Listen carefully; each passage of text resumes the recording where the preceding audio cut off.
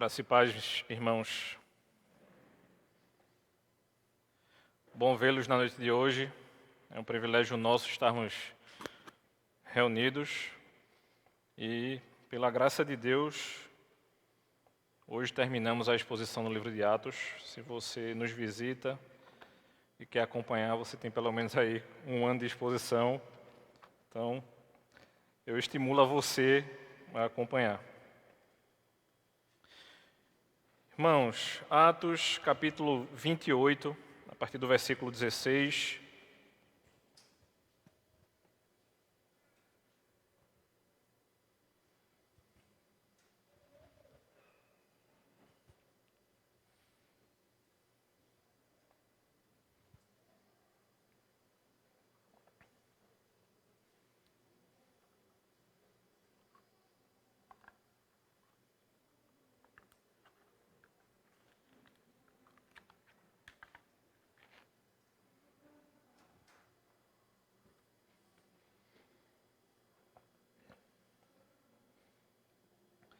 O texto nos diz o seguinte: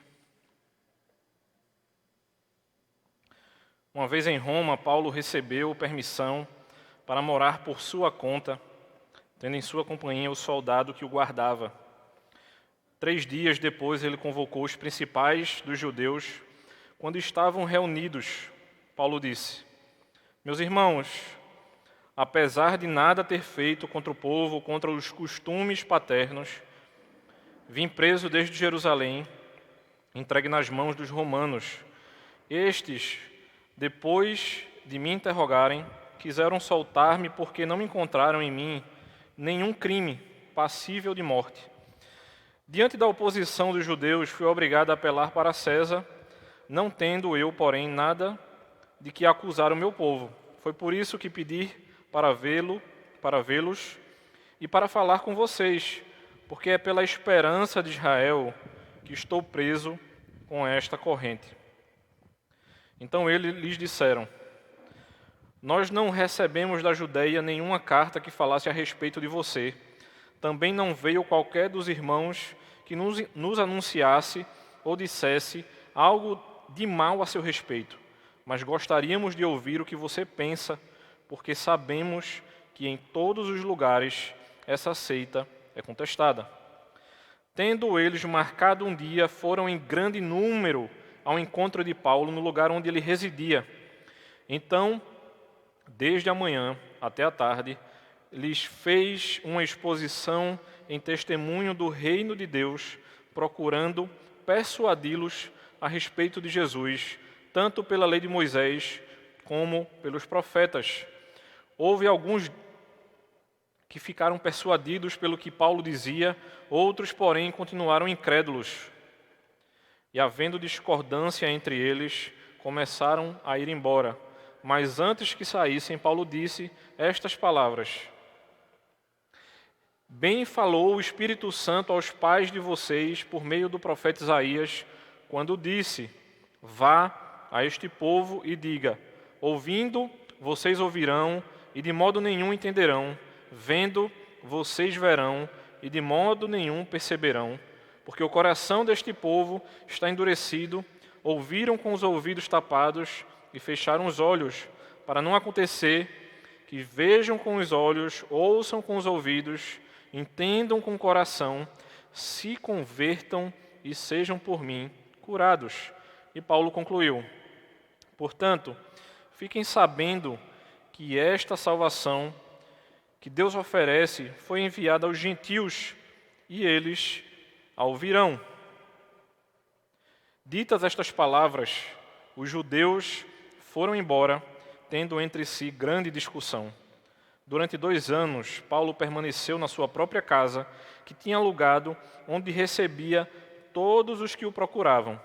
Pregava o reino de Deus e, com toda a ousadia, ensinava as coisas referentes ao Senhor Jesus Cristo, sem impedimento algum. Oremos, irmãos. Pai bendito, Deus de amor, pela Tua graça que é maravilhosa, Senhor, nós estamos diante da Tua presença como Teu povo, Pai, e Te pedimos, ó Deus, que Tu nos abençoes na noite de hoje, Que o Teu Espírito, Pai, ilumine as nossas mentes e que nós saiamos daqui com o coração cheio, Pai, da Tua Palavra, sabendo que o Teu Espírito nos conduzirá e nos acompanhará ao longo de toda essa semana, Senhor. Nos ajuda, ó Deus. Em nome de Cristo te oramos, Pai. Amém. Irmãos, esse final do livro de Atos, ele é um tanto esquisito. A única coisa que a gente sabe, que foi dita aqui no final do capítulo, é que Paulo ficou em Roma por mais 2 anos. Eu não sei o quantos de vocês gostam de filmes e séries que terminam de maneira não tão convencional. Mas é costumeiro ouvir algumas pessoas dizerem assim, então quer dizer que aquilo que a gente está acompanhando, ou o filme que a gente está assistindo, ele não vai terminar como eu e você esperava. Sabe uma coisa interessante? É porque normalmente eu e você, a gente espera que as coisas funcionem ou terminem como eu e você planejou na nossa mente. Por exemplo, você está assistindo lá um filme e o personagem bonzinho, ele morre no meio do filme. Quem vai estar bem no final das contas não é o ator principal ou a atriz principal, mas o antagonista. Ou seja, aquela pessoa que, por exemplo, pode ter matado. Eu estava assistindo uma série meses atrás, aí Viviane perguntou assim, mas como assim a esposa do cara morreu? Como se na vida da gente as coisas também não pudessem acontecer dessa maneira? E aí, se você gosta de um encerramento completo e prefere conclusões felizes para sempre, você pode ficar bem desapontado com o final de Atos. Será que Lucas nos levou ao longo desses 28 capítulos para chegar no final e dizer que Paulo ficou mais 2 anos em Roma? Será que o nosso entendimento do texto deveria ser esse? A gente sabe que Lucas é um dos melhores escritores do Novo Testamento, pessoa cultíssima, médico, então ele não era uma pessoa de baixa instrução, e eu digo a você com toda certeza, ele não fez isso sendo preguiçoso, por exemplo. Existe um grande motivo aqui para ele fazer isso. Então Atos ele vai terminar sem nos dizer o que aconteceu com Paulo. Mas existe sim um final aqui do livro para que a gente possa entender o que estava acontecendo aqui e para que a gente possa seguir como igreja do nosso Senhor Jesus Cristo. A gente não sabe por quanto tempo Paulo fica exatamente, a gente não sabe se ele foi capaz de continuar ministrando sem impedimentos, por exemplo, e a gente pode até não saber se ele conseguiu, por exemplo, chegar à Espanha como ele tanto queria. Será que você pode imaginar um romance que termine dessa maneira? Cria-se grande estranhamento para a gente quando você vai para um filme e diz assim, continua. E você foi frustrado porque você achava que aquilo ali iria se encerrar naquele momento. Por exemplo, quantas vezes você já ficou, após o filme terminar, esperando aquelas cenas extras de X-Men, por exemplo? Eu tenho certeza que tem gente que ficou aqui esperando. Mas eu adoro O Senhor dos Anéis, por exemplo. E eu fiquei, Senhor, que filme estranho é esse? Que era justamente o filme do meio. 3 longas-metragens. E você vai lá ver as 2 torres e fica se perguntando, sim, e daí? Porque justamente a história ficou partida. Mas Atos, essencialmente, ele é um grande continua. E por que ele é um grande continua? Porque Lucas se propôs a descrever os atos do Senhor Jesus, através dos apóstolos. Então, não importa mais para mim e para você o que aconteceria com Paulo ou não aqui. A gente vai ter até traços históricos nas cartas de Paulo. Mas aprove ao Senhor encerrar o livro de Atos assim, Porque a história que ele queria trazer para mim e para você dentro desse livro, ela poderia ser encerrada. Então, ele se propôs a escrever o progresso imparável do Evangelho. O ministério de Cristo, ele continua no meio da igreja pelo próprio Espírito Santo. Então, eu e você não podemos estar preocupados porque, como assim se encerra dessa maneira? Se a gente tem pensado assim, é porque eu e você estávamos muito mais presos à história de Paulo do que à história propriamente do Evangelho. Então Lucas nos deixa com Paulo pregando o poderoso Evangelho do Reino de Deus em Roma. E a partir do momento que ele escolhe se afastar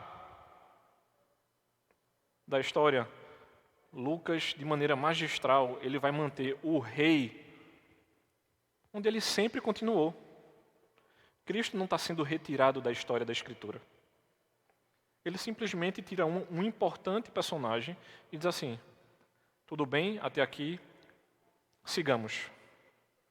A mensagem de Lucas, ela acaba sendo mais ou menos assim. Esse livro acabou, mas a missão que Jesus atribuiu à igreja, não. Porque se tivesse terminado lá atrás, surgiria uma nova pergunta. O que é que você está fazendo aqui? Mas a missão da igreja, ela tem continuado. Isso significa que os cristãos, seja em Roma ou aqui no Brasil, no século XXI, temos o que fazer. A igreja também não parou em Roma. Foi somente a história de Paulo que se encerra aqui. Então, irmãos, se a missão ela continua no dia de hoje, a gente poderia muito bem colocar o seguinte tema para a pregação da noite de hoje. Um fim no meio da história da igreja. É simplesmente a história, o encerramento de um livro. Porque a história da igreja, nós sabemos com muita tranquilidade de que ela não encerra.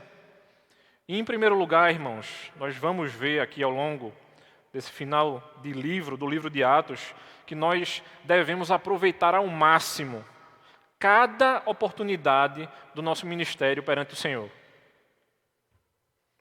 Então, do versículo 30 em diante, os dois últimos versículos, parece que Paulo vive às suas próprias custas em uma forma descontraída de prisão domiciliar. Afinal de contas, as pessoas podiam entrar na casa dele. Ele recebia e recebeu várias visitas. Ele simplesmente não poderia sair de Roma e daquela casa, porque ele seria julgado. Então, ele tira o máximo de proveito ministrando a guarda imperial, por exemplo. Os relatos históricos vão trazer para a gente de que provavelmente existia ali cerca de 9.000 guardas, 9.000 pessoas faziam parte da guarda. Eu não sei quantas pessoas circularam para não somente proteger Paulo, mas permitir também que ele não saísse daquela casa.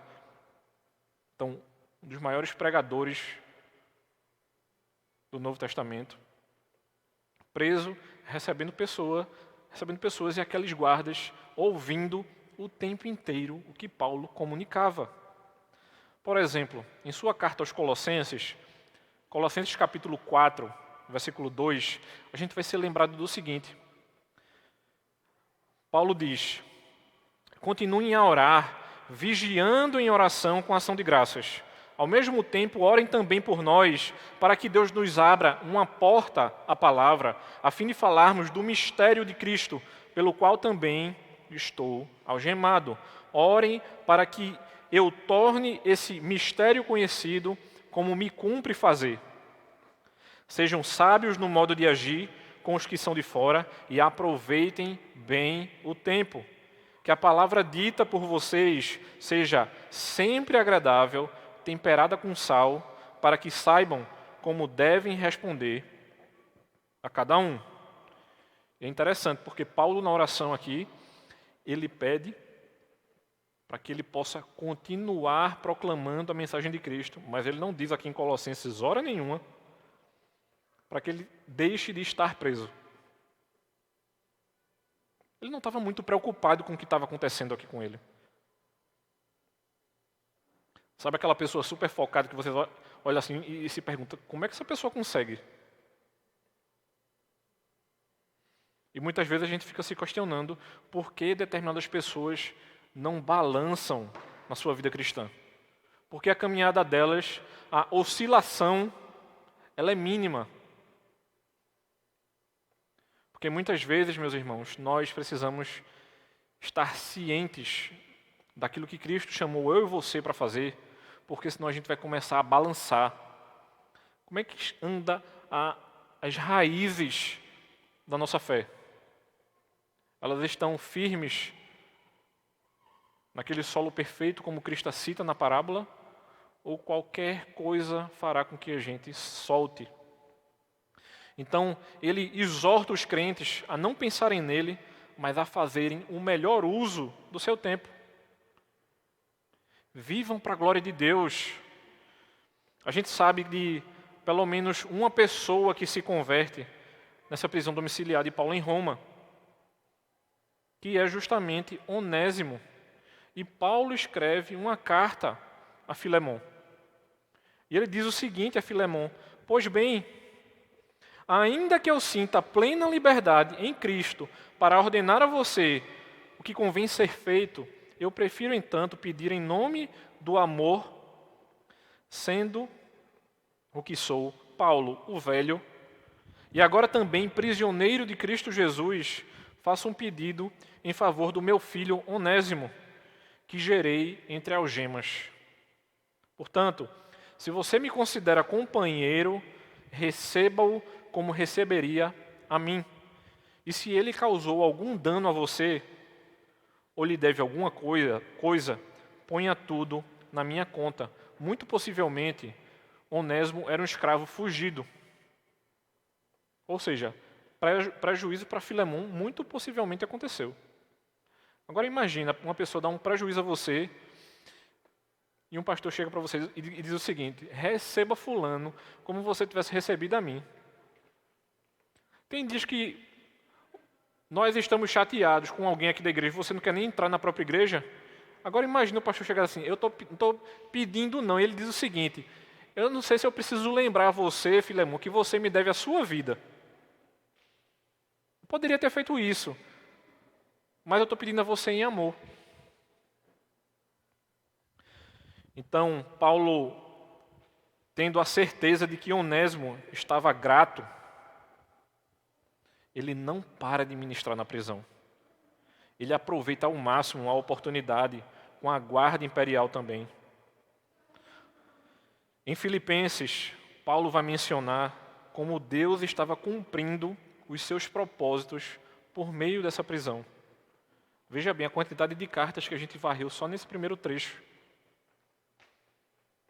Colossenses, Filemão e Filipenses. E ele diz o seguinte na carta aos Filipenses: quero ainda, irmãos, que saibam que as coisas que me aconteceram têm até contribuído para o progresso do Evangelho, de maneira que toda a guarda pretoriana e todos os demais sabem que estou preso por causa de Cristo. E os irmãos, em sua maioria, estimulados no Senhor por minhas algemas, ousam falar a palavra com mais coragem, porque estou certo de que pela súplica de vocês e com a ajuda do Espírito de Cristo, isso resultará em minha libertação. Minha ardente expectativa e esperança é que em nada serei envergonhado, mas que com toda a ousadia, como sempre, também agora, Cristo será engrandecido no meu corpo, quer pela vida, quer pela morte. Porque para mim o viver é Cristo e o morrer é lucro. Entretanto, se eu continuar vivendo, poderei ainda fazer algum trabalho frutífero. Assim não sei o que devo escolher. Estou cercado pelos dois lados, tendo o desejo de partir e estar com Cristo, o que é incomparavelmente melhor. Então, irmãos, muitos romanos estavam ouvindo as boas novas e os cristãos estavam se tornando mais ousados com o resultado do testemunho do próprio Paulo. Então, no versículo 17 aqui do texto, no comecinho que a gente acabou de ler, Paulo reúne os líderes da igreja local e mesmo em Roma ele os procura. E ao procurar esses homens, no primeiro encontro, quando Paulo os chama, nós vamos perceber que os judeus que moravam em Roma atendem ao chamado de Paulo e Paulo passa a mencionar a eles a esperança de Israel no versículo 20. Então, essas palavras, elas servem como se fosse um trailer, um teaser daquilo que Paulo estava querendo trazer para aqueles homens e mulheres judeus, para conseguir daí então falar a respeito do evangelho do próprio Cristo. Ele despertou o interesse daqueles homens e mulheres a partir do momento que ele usa as terminologias do Antigo Testamento. Ele sabia com quem ele estava falando. Ele sabia as palavras que ele deveria usar. Ele estava preparando os líderes judeus de Roma para ouvir a proclamação de Cristo. E por que isso é tão importante aqui dentro do texto? Isso vai ter uma importância elevada aqui dentro do texto, porque muitas vezes, eu e você, nós não sabemos fazer o ponto de contato com quem estamos falando e para quem estamos proclamando o Evangelho. Por que Paulo teria que falar do Antigo Testamento aqui? Porque ele sabia de quem ele estava falando. Em outro momento aqui em Atos, quando eles se encontram com os gregos, ele vai chegar para aqueles irmãos e vai dizer: eu vim falar aqui do Deus desconhecido. Pessoas possivelmente se converteram ali e outros não. Então Paulo sabia muito bem fazer esses pontos de contato. Então, o grupo de líderes responde de duas maneiras. Primeiro, eles vão falar da ignorância de não saberem, ou seja, não chega nenhum documento de Jerusalém até Roma. Então, aquele grupo que faz aquele estardalhaço enorme ao longo dos capítulos finais de Atos, não mandam mais nenhum documento e mais nenhuma pessoa, possivelmente, sabendo o que aconteceria em Roma. Não valia mais o esforço dessas pessoas. E aí, algumas outras pessoas expressam interesse naquilo que Paulo inicia a eles. Então, talvez, por conta desse sentimento de insegurança, os judeus estivessem evitando tomar conhecimento desses cristãos de Roma e dessa igreja de Roma tão vívida que eles não faziam ideia do tamanho dela. É como se eles vivessem de maneira isolada, porque cerca de 10 anos antes, eles haviam sido expulsos de Roma. Então é como se os judeus em Roma estivessem ainda voltando para aquela região e para aquela localidade. E eles queriam ouvir mais. E Paulo aproveita ao máximo essa situação. Como é que ele faz isso? Ele faz isso baseado nas Escrituras. Então não tem outro jeito, irmãos. Se queremos proclamar o Cristo vivo, nós precisamos pregar a partir da Bíblia e do seu Evangelho. E aí nós podemos adentrar no segundo ponto do texto.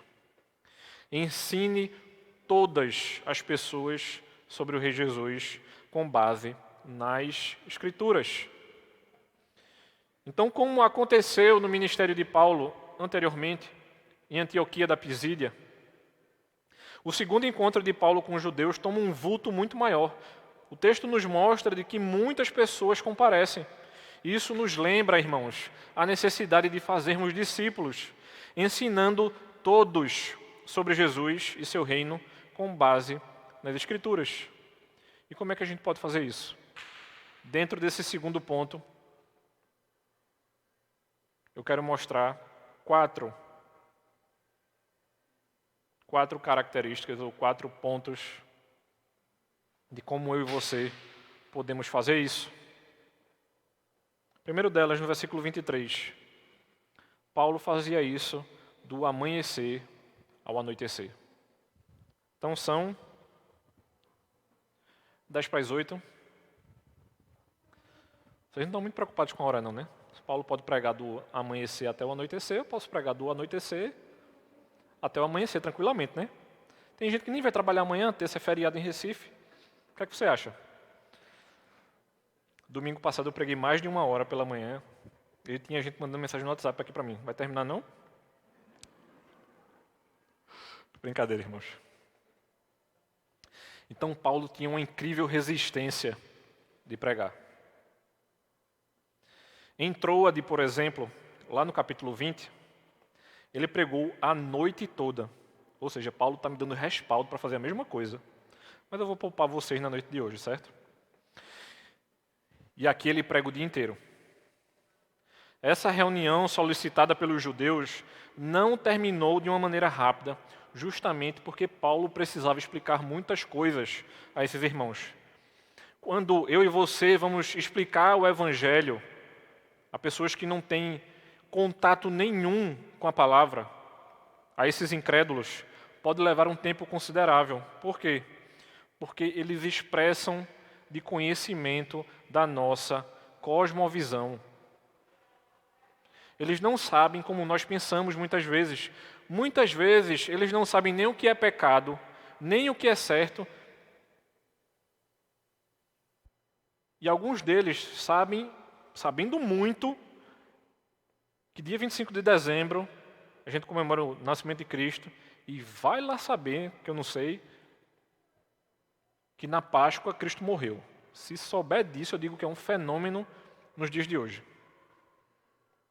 E parece que muitas vezes a gente não faz ideia de que já estamos vivendo num tempo, numa era completamente descristianizada. Pessoas costumam dizer que são cristãos simplesmente porque dizem. Mas ética não é uma palavra que se encontra mais, e a gente não precisa montar toda essa estrutura para dizer, por exemplo, uma coisa tão simples para mim e para você, o que é pecado e o que são coisas erradas. Então nós, como cristãos, a gente precisa fornecer essa estrutura. A gente tem que explicar, por exemplo, de que Deus fez um mundo perfeito, sendo que o pecado quebrou essa perfeição que é Adão e Eva. E que por amor entrou na criação. Ele entra na criação com a missão de resgatar os seres humanos dessas nossas escolhas iníquas. Então, se milhões de pessoas hoje não têm nenhum ponto de contato dessas coisas básicas do ensino bíblico, de que elas foram criadas, de que elas caíram, de que elas carecem de alguém que possa fazer com que elas possam pensar em restauração. Muitas vezes eu e você não inicia esse processo para que a coisa caminhe. Uma segunda coisa aqui, dentro desse segundo tópico, segundo ponto da pregação, é que Paulo vai fazer isso de capa a capa, do início ao fim. Paulo ensinou sobre Jesus de acordo com o Antigo Testamento, mostrando como Cristo, ele era e continua sendo o herói das Escrituras. Ele engrandece Cristo como Messias ao longo da sua exposição, imitando o padrão estabelecido pelo próprio Jesus na estrada de Emaús, por exemplo, lá em Lucas. E Lucas termina tanto o Evangelho escrito como o livro de Atos, destacando essa exposição da Escritura e mostrando que Cristo é a figura central de toda a Escritura. Então, aqui em Atos, os dois principais assuntos de Paulo são o reino de Deus e o próprio Cristo. A gente vai ver isso tanto no versículo 23 do texto, quanto no 31. E eles nos lembram o seguinte: tendo eles marcado um dia, foram em grande número ao encontro de Paulo, onde ele residia. Então, desde a manhã até a tarde, lhes fez uma exposição em testemunho do reino de Deus. E no versículo 31 ele diz: pregava o reino de Deus e com toda a ousadia ensinava as coisas referentes ao Senhor Jesus Cristo. Então, eu e você, meu irmão, a gente precisa dar continuidade a essa missão. A gente precisa continuar expondo as Escrituras e apontando para as pessoas quem são ou quem é o verdadeiro herói. Não é nenhuma personagem, seja de X-Men, da Marvel, da DC, enfim, seja de quem você goste. Tem um pastor que a gente conhece que gosta do Batman, por exemplo, né? Tá lembrado? Até constrangeram ele nem bota mais o notebook dele aqui. Mas nada contra super-herói, viu, irmão?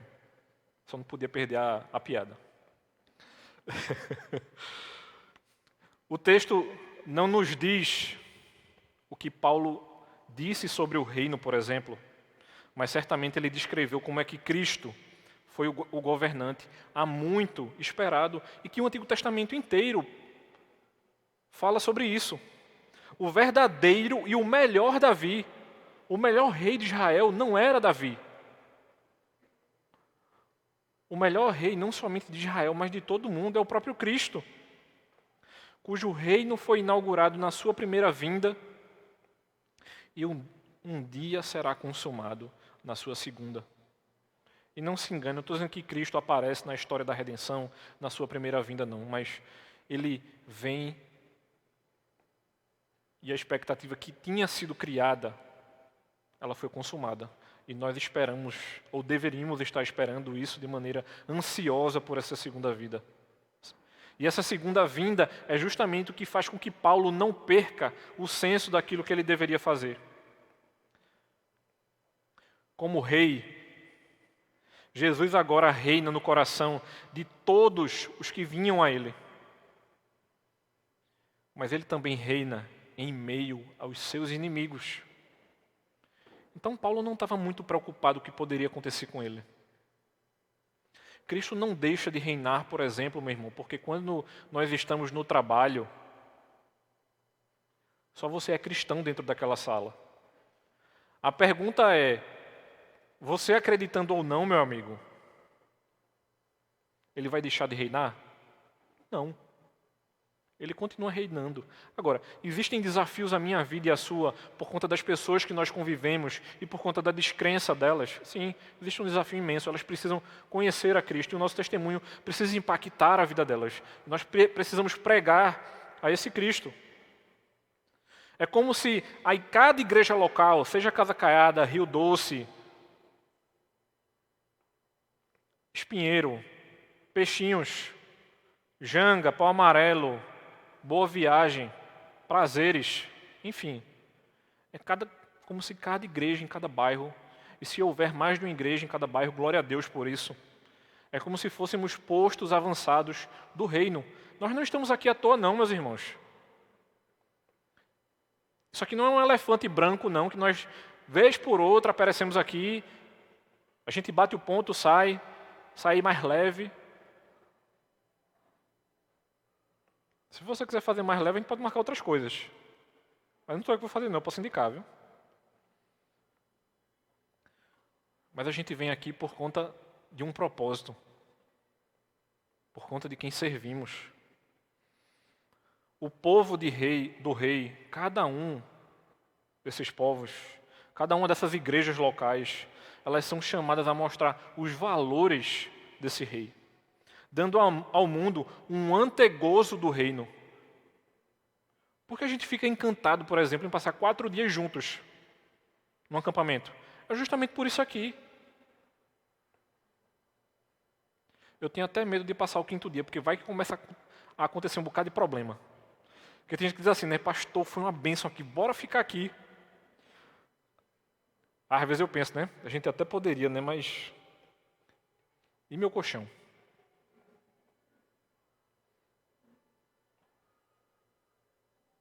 A gente precisa mostrar isso para as pessoas. E as pessoas precisam ver Cristo em nossa igreja. Paulo se importava com o reino e se importava com o rei. Então não adianta, irmãos. Se a gente não tiver paixão pelo reino, a gente não vai ter paixão pelo governante desse reino. E a grande pergunta é, quem é Cristo para você? Qual é a diferença que ele faz no seu dia a dia? Aqui não é para ser uma abóboda, né? Cristo entra aqui no domingo e o resto da semana você não... Nós fomos chamados para viver o Evangelho dia após dia e aprove ao Senhor que nós descansássemos no dia do Senhor, para que a gente reconhecesse de que Ele é o Rei dos Reis e Senhor dos Senhores. Então, a partir do momento de que ensinamos sobre esse Jesus, de que Paulo teria apresentado histórias do seu nascimento, da sua vida, da sua morte, ressurreição e ascensão, ele teria falado, por exemplo, sobre o derramamento do Espírito, sobre o retorno antecipado do Messias. Por que ele faz isso? Porque ele estava apontando vários textos do Antigo Testamento para esses homens. O método de Paulo nos fornece um exemplo, e esse exemplo faz com que nós fôssemos apresentados aqui de que ele estava cumprindo a grande comissão, paciente e fielmente. Sabe aquele irmãozinho que você decidiu discipular, que ele dá um trabalho danado a você? É justamente isso. Paciência com o irmão, fidelidade a Cristo. Tem gente que chega para mim e diz assim, pastor, estou dando um trabalho danado ao senhor, né? Eu disse, tá. Eu vou dizer que não está? Está dando trabalho. Mas Deus não me chamou para isso. Se eu disser a você que eu não estou muito afim de atender você, eu estou no lugar errado. Então a gente nunca vai parar de abrir as Escrituras. A gente nunca vai parar de explicar os textos e muito menos de mostrar às pessoas como Cristo se encaixa na história da redenção. Você não fala de Cristo somente no Novo Testamento não, meu irmão. A gente está estudando Neemias aqui, Cristo tem que aparecer em Neemias também. Ele precisa aparecer nos Salmos. Tudo aquilo que Davi deseja, ele está desejando a quem? Não é a ele próprio. Alguém está sendo desejado ali. Uma outra coisa especial, e isso aqui é importantíssimo. Se o seu coração não estiver, e esse é justamente o terceiro ponto aqui, dentro do segundo, a gente precisa fazer isso de coração para coração. Não é simplesmente, isso aqui não é uma sala de aula, e quando a gente está proclamando isso para outra pessoa também não é. E não pode ser. Não é abrir a Bíblia e apontar os textos e muito menos pegar um folheto e entregar. O ato de entregar, você entregou. Agora quantas pessoas você comunicou e entregou o folheto? A chave para que a gente entenda os versículos 23 e 24 é o fato de que Paulo não estava dando uma palestra chata do dia inteiro para aqueles que se reuniam em seu alojamento. Em vez disso, o texto nos dirá de que Paulo estava tentando persuadir. Mas não é simplesmente, não é persuasão pela persuasão não, viu, meu irmão? Era de coração para coração. Era fazer com que aquelas pessoas entendessem o que é o Evangelho e que elas se arrependessem daquilo que elas estavam fazendo e vivendo.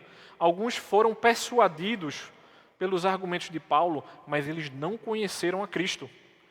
Algumas pessoas vão até entender. E é interessante quando a gente conversa com esse tipo de pessoa, porque ela vai dizer assim para mim e para você, eu acho isso maravilhoso. Mas não houve arrependimento na vida daquela pessoa. Essas possibilidades servem para lembrar para mim e para você de que a gente pode até convencê-las, mas elas não foram convertidas. E o que é que a gente precisa fazer então? Depois que eu e você ensinam o Evangelho de Cristo para as pessoas, a gente deve enfatizar a necessidade do arrependimento.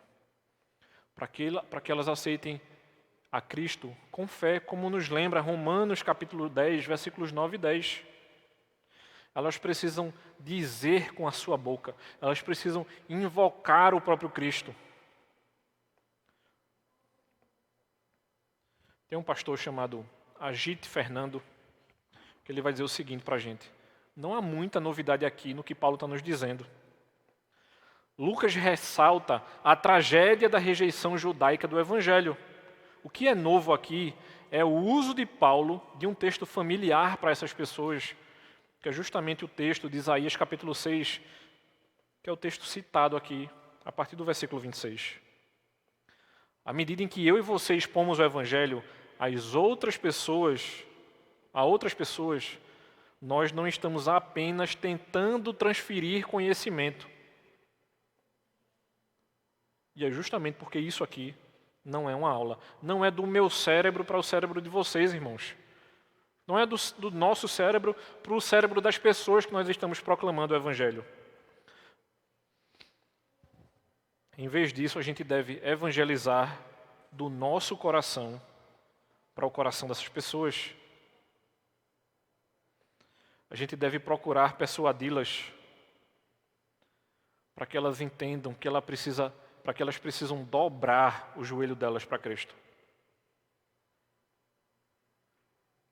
Vão ter momentos que a gente está proclamando o Evangelho, irmãos, que a gente não vai esquecer nunca. Eu lembro com muita tranquilidade a gente em Limoeiro, né, a gente com a congregação João Alfredo, querendo abrir uma congregação também em Limoeiro, e eu proclamando o Evangelho para uma senhora lá, e o olho dela marejou na hora. E não sou eu que fiz isso não, meu irmão, não somos nós que fazemos isso. É o Espírito naquele momento, ou seja, eu podia falar ainda mais bonito ou mais feio ainda e seria o Espírito atingindo o coração daquela senhora. E uma coisa também importante dentro do texto, que a gente vai ver Paulo fazendo isso ao longo de todo o livro de Atos, que Paulo fazia isso do judeu para o gentil, e novamente isso aqui vai acontecer, ele procura os judeus novamente, e Paulo mais uma vez tem a certeza de que ele deveria continuar trabalhando com os gentios, porque no versículo 25, os judeus começam a discordar entre si, não era nem contra Paulo, era entre eles. E começaram a sair depois que Paulo fez uma declaração final a respeito desse texto de Isaías que é colocado aqui. E o ponto que causa essa disputa começa com um comentário introdutório no que Paulo vai dizer, afirmando acerca da inspiração de Isaías. Ele não diz que aquilo envolvia ele. Ele vai dizer justamente o seguinte: Paulo se distancia dos judeus dizendo seus antepassados, ao invés de dizer, ou ao invés de se ater à sua abordagem inicial, eles deixam de ser próximos de Paulo. Eu estou proclamando isso a vocês justamente porque vocês dizem conhecer, quando na verdade vocês não conhecem.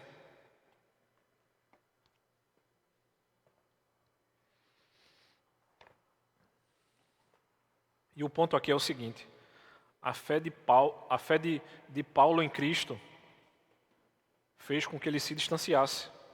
Ele se separa dos judeus quando conhecem a Cristo. Ele não se considera mais um judeu.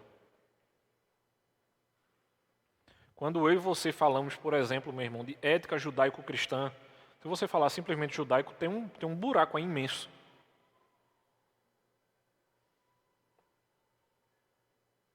Porque houve um complemento a isso. Nós não temos somente o Antigo Testamento. Ouvir a palavra de Deus sempre afetará as pessoas. Mas o mesmo sol que derrete o gelo, ele endurece o barro. Vai acontecer alguma coisa. Ou as pessoas ficam emocionadas e comovidas com aquilo que eu e você podemos falar, ou elas rejeitarão por completo. Ninguém pode ouvir o Evangelho e permanecer inerte àquilo que foi proclamado a ela. É até possível, por exemplo, que eu e você advertamos os incrédulos de que eles devem responder positivamente à palavra de Deus, ou o próprio Deus pode dar a eles justamente aquilo que eles querem, separação eterna dele. Que esse negócio de predestinação, meu amigo, não sei se você lembra ou não, mas todos são predestinados. Todos. Todo mundo é. Agora, uns são para o céu e outros para o inferno. Uns para a glória, outros para a ira.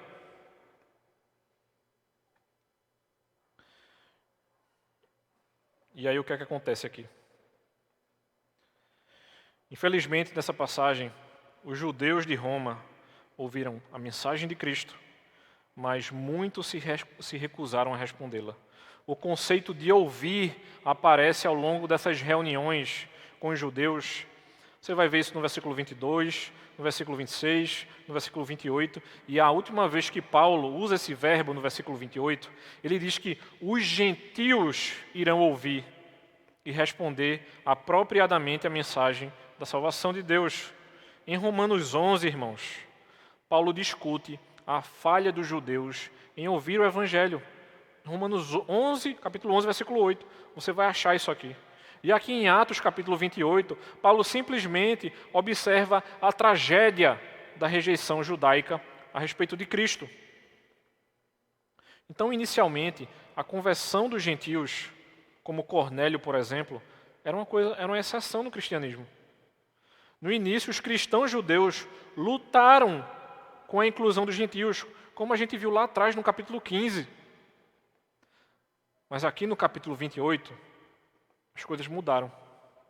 Os convertidos judeus são a exceção e os convertidos gentios são a norma. Então, está Paulo neste ponto, se voltando dos judeus para os gentios, em um movimento final e definitivo? Seria isso que está acontecendo aqui? Em certo sentido, não. Todos eram bem-vindos para ouvir a mensagem, inclusive os judeus. Mas Paulo, a partir de agora, pararia de dedicar tempo exclusivo a esse grupo de pessoas. John Stott diz o seguinte, comentando o texto: a explicação mais natural para isso é que todos que vieram ver Paulo incluíam tanto judeus quanto gentios, muito possivelmente. E essa passagem, ela se torna um lembrete de que também devemos continuar evangelizando nossos vizinhos judeus, ou seja, os judeus ainda continuam tendo a necessidade de serem evangelizados. Eles só conhecem parte da história. E Paulo, portanto, volta a sua atenção, principalmente para os gentios. A gente precisa fazer isso, irmão. Nós precisamos ensinar as nações sobre o Rei Jesus, com base nas Escrituras. E para fazer isso, a gente precisa pedir a ajuda do Espírito. E é justamente o terceiro ponto da nossa meditação da noite de hoje. Peça a Deus para conceder coragem, sendo fortalecidos no Espírito. Nos versículos 30 e 31, Lucas, ele conclui Atos de maneira repentina, como a gente viu lá no início. E a gente vai aprender aqui que tanto os romanos não tinham pressa em lidar com Paulo, ou seja, quando Nero tiver tempo, a gente resolve a tua vida. E ele continua a receber todo tipo de visitante durante a sua prisão domiciliar. É fácil imaginar Paulo nessa casa, ensinando as Escrituras dia após dia, assim como ele ensinou lá em Tirano, por exemplo, lá no capítulo 19. Durante esse tempo, Paulo escreve 4 cartas, que a gente pode chamar com muita tranquilidade de epístolas da prisão. São elas Efésios, Filipenses, Colossenses e Filemão. Por meio dos estudos desses documentos, a gente sabe de algumas pessoas que visitaram Paulo preso. O próprio Onésimo, Tíquico, Epafrodito, como a gente viu anteriormente. E ao longo do livro de Atos, essa coragem produzida pelo Espírito é destacada como um traço do caráter das testemunhas fiéis. Ou seja, está com medo, meu irmão? Peça coragem ao Espírito. Permita-se ser encorajado. Sabe quando eu e você não quer fazer uma coisa? Principalmente para o reino. Muitas vezes não é questão de preguiça. É simplesmente porque eu e você acham que não precisa fazer. Paulo está lembrando a mim e a você, meu irmão, e que a gente precisa continuar fazendo sem medo e de maneira corajosa. Paulo era conhecido por falar de maneira ousada, até mesmo em seus escritos. E a gente precisa pedir a Deus, como ele fala lá em Efésios capítulo 6, de que nos conceda esse mesmo tipo de ousadia em nossos esforços evangelísticos. E aí nós chegamos ao quarto ponto do texto. Como é que a gente consegue fazer tudo isso se eu e você não tiverem uma fé inabalável no Evangelho? Lucas diz que Paulo continuou a proclamar Jesus com ousadia e sem impedimentos. A gente viu ao longo de Atos que até com os impedimentos ele continuava pregando. Lembre-se do seguinte, meu irmão, ele está preso. Embora Paulo estivesse acorrentado, a palavra de Deus não estava.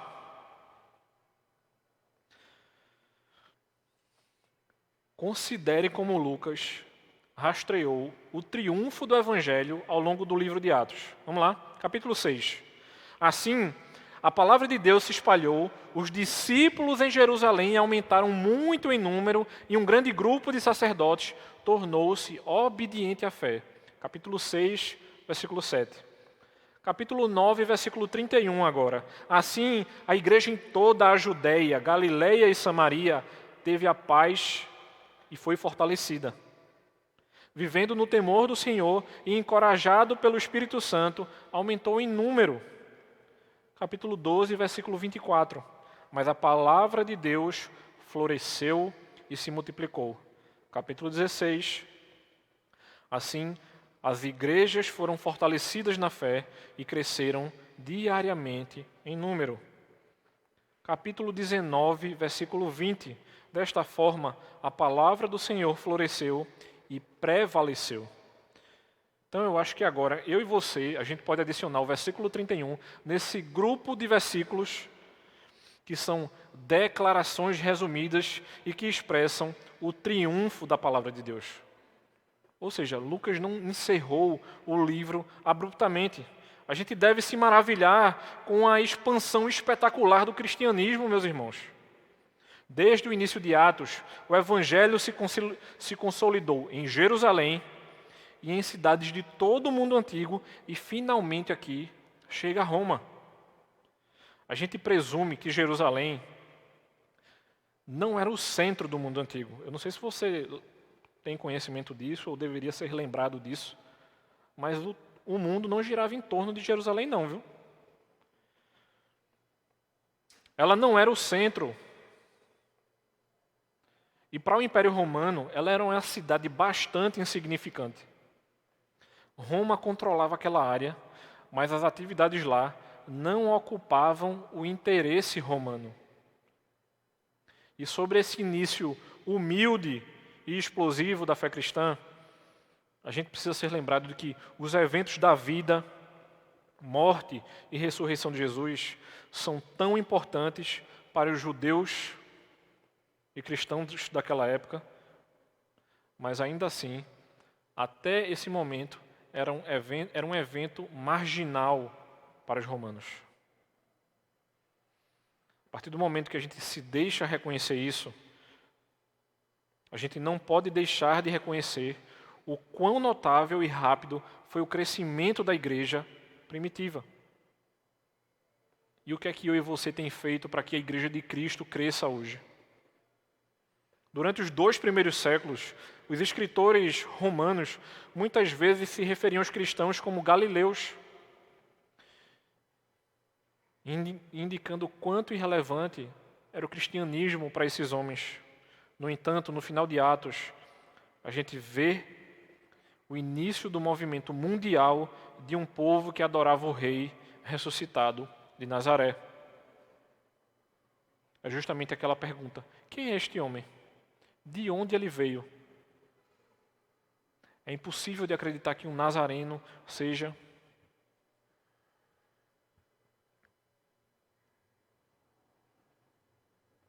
Você acha que a gente é tão importante assim porque a gente está em casa caiada?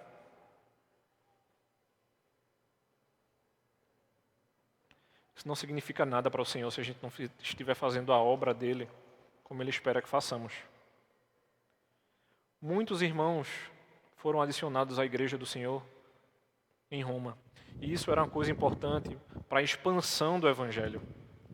Então, o fato de a gente estar numa cidade muito populosa só nos traz mais trabalho e responsabilidade ao saber que a gente precisa continuar proclamando esse Evangelho. O progresso e a tenacidade do Evangelho são de tirar o fôlego, ou deveria ser. As pessoas parecem desinteressadas na mensagem da Bíblia. Alguns até zombam da ideia de que um homem crucificado da Palestina, morrendo por seus pecados e depois voltando o triunfo à vida. O que é a Palestina hoje? Continua, meu irmão, não sendo nada. E você só se lembra dela por conta do conflito Israel-Palestina. A gente não pode deixar, irmãos, que o ceticismo de outros desviem da nossa mente a nossa missão. E muitas vezes a gente é enfraquecido e perde justamente esse foco porque a gente se deixa levar. O desprezo do mundo não é nada novo, existia desprezo aqui também. E agora a gente pode ver que o Evangelho soa como tolice para alguns. Ainda que sim, ouçamos e abracemos a mensagem das Escrituras, a gente precisa ter real noção de que é o poder de Deus que faz isso. Nós não podemos duvidar do poder do Evangelho. Nós não podemos tentar domesticar a mensagem. Nós não podemos esvaziar a cruz da sua suposta tolice. Porque se você fizer isso, você está esvaziando justamente o poder de Cristo. Muitos cedem ao ceticismo porque param de acreditar nas coisas mais simples do Evangelho. Não são por conta das coisas complexas, como muitas vezes nós somos tentados a pensar e a refletir. E por fim, irmãos, último ponto. Nós precisamos nos derramarmos pelo Rei até que o Rei seja visto. Paulo lembrará isso a gente, tanto aqui no capítulo 28, quanto em 2 Timóteo, capítulo 4. De tudo que a gente leu nesses últimos capítulos de Atos, do que podemos juntar nas cartas de Paulo e do que temos na história da igreja, parece que Paulo foi liberto entre o ano 62 ou 63 depois de Cristo.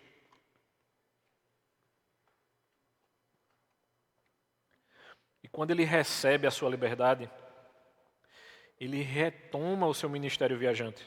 Durante esse período obscuro, Paulo foi para vários lugares, visitou várias igrejas e escreveu, por exemplo, depois de sua liberdade aqui, 1 Timóteo e Tito, 2 das suas cartas pastorais, antes de ser preso novamente, após a sua segunda prisão e pouco antes do seu martírio, ele escreve 2 Timóteo.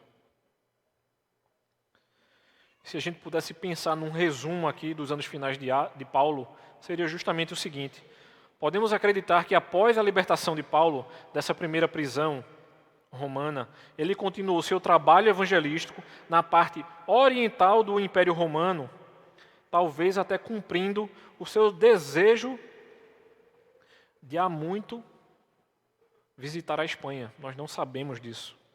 E visto que em 2 Timóteo, capítulo 4, versículos 16 a 18, ele fala de um segundo julgamento se aproximando e um tom de resignação, a gente pode concluir que Paulo foi preso novamente, cerca de 67, e de acordo com a tradição, possivelmente decapitado em Roma por ordem de Nero. E aí? Quando é que seremos presos e decapitados?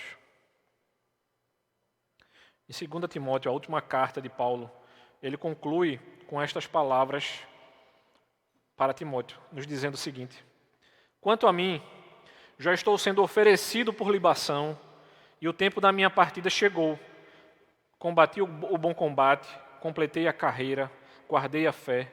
Desde agora me está guardada a coroa da justiça, que o Senhor, reto juiz, me dará naquele dia, e não somente a mim, mas também a todos os que amam a sua vinda.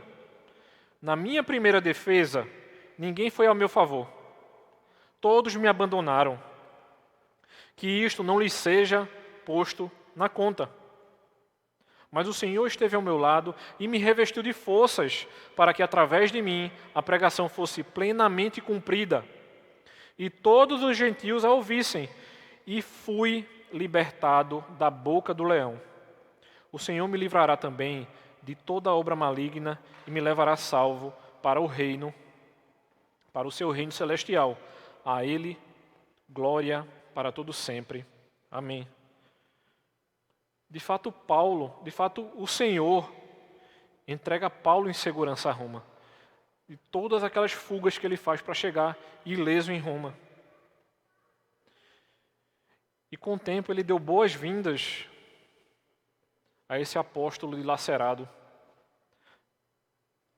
para a guerra do seu lar celestial. Chegou o fim de Paulo, irmãos. E não foi aqui no final de Atos. Paulo morreu em nome do Evangelho. E até que eu e você, meu irmão, nós vejamos o Rei, a gente precisa seguir esse modelo de Paulo, de nos derramar no serviço do reino. Nós precisamos continuar lutando. Nós precisamos continuar correndo essa corrida. Quando eu e você, meu irmão, nós virmos a Cristo com os nossos próprios olhos, você não se arrependerá de tê-lo servido fielmente até o seu último respiro. Nós, como cristãos comprados por sangue, como nos lembra a palavra, estaremos na presença do Nazareno, que será glorificado para sempre. Nós estaremos lá com os santos de todas as tribos e línguas, incluindo aqueles, como Paulo, que foram mortos por conta do nome de Cristo. E aí nós nos juntaremos à multidão de remidos cantando louvores àquele que é digno de toda a nossa adoração. Aleluia, Maranata.